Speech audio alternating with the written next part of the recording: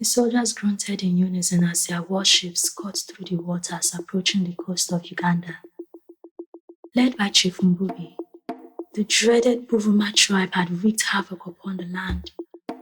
They burned, pillaged, and conquered even the most advanced cities. In response, Chief Kibebu rallied his troops to join the King of Uganda on the battlefield. When the drums of war thunder, even the smallest feet rushed to claim the lion's share. And so I sent my lover to claim his share, never knowing if the drums would sing him home.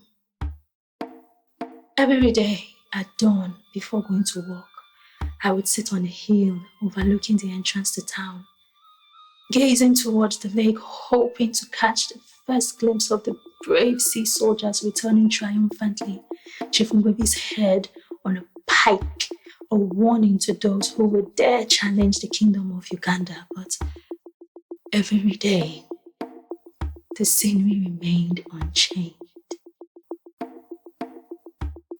As I tended to the wounded soldiers fresh from battle, my thoughts drifted to my tutu, perhaps lying in a ditch, holding the line against the enemy, his leg lasered off.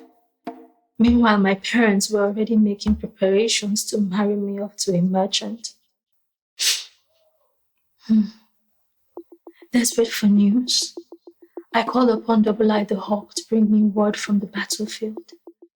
But after 3 days of silence, I begged the bumblebee, then a flight of butterflies, but none returned.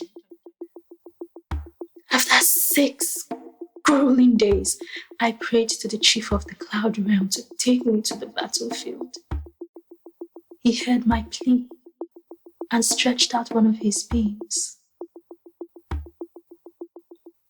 The clang of shovels carving the earth for the fallen rang louder than the cheers of victory. And there, amid the falling, I saw it. The leopard idol with the bright red ribbon tied around it lying peacefully on my lover's chest. My tutu, with the moon in his eyes, lay cold upon the coroner's table. I cursed him for going to war against status. To be worthy of me, I cursed society for making wealth the measure of worth. I cursed the gods for orchestrating this war, and I cursed myself for failing to convince him that he was all I ever needed. Trumpets of glory are fleeting, but the rhythm of love is eternal. One last time, I prayed to the chief of the cloud realm. Burn me with your fire that I may be reunited with my tutu. He heard my plea and granted my request. Moved by my sacrifice, the king decreed that Tutu and I be buried side by side.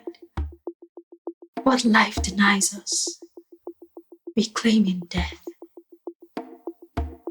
A year after the war, the people came to pay their respects and found a tree with flame-colored blossoms growing from our grave. The young ones call it the Flame Tree. The elders call it Kifabakazi, for its stem was as soft as a woman's heart. Even now, the testament of our love can be found throughout Uganda.